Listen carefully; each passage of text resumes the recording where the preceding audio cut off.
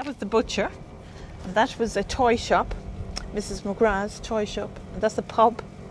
Well, the pub is still there, but the toy shop is gone, and the butcher's is gone, and we're still here, yes. Yes, it's a miracle.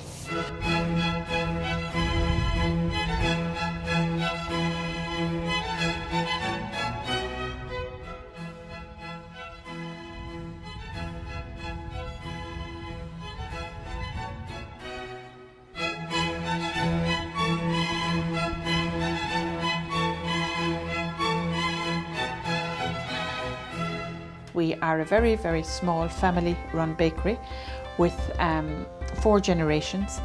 We've had 2 world wars in that time, and we've had a civil war, and we've had lots of recessions, and barons are still making a living on the side of the street in Cappoquin.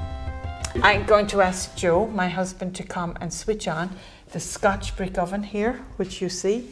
Most bakeries have ovens that you turn on and they're thermostatically controlled. And when it reaches the temperature, it cuts out. But not with these. They're only as good as the man working them. The man working them has to use his head as well.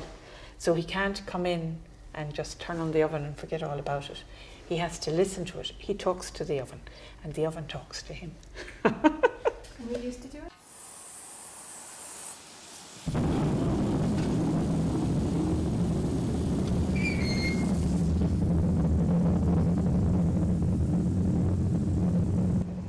In the early 80s, there was what you call a price war with bread. You had a breakthrough in bread making. You got big bakers got together and put up big factory bread bakers, and they started making bread, processing bread. They made processed bread, and bread that was baked in under 20 minutes.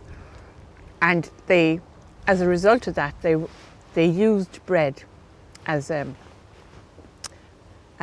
object to bring people into supermarkets, at bread being half the price. Now it was a different product.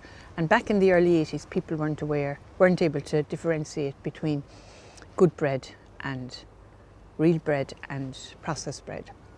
So it affected an awful lot of small bakeries. Small bakeries, because the purchasing power of bread went into the supermarket, and they weren't able to survive. So small family businesses like ours all closed in the late 70s, early 80s, because of a whole change in culture about bread.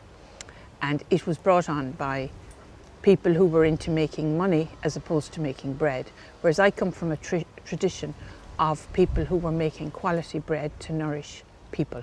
That we have lots of respectability still in our local community, that's how we stayed in business, because it was a way of life and we were glad of what we were doing. But now there's a swing back, so we're there for the resurgence again, you know. Hello, how are you?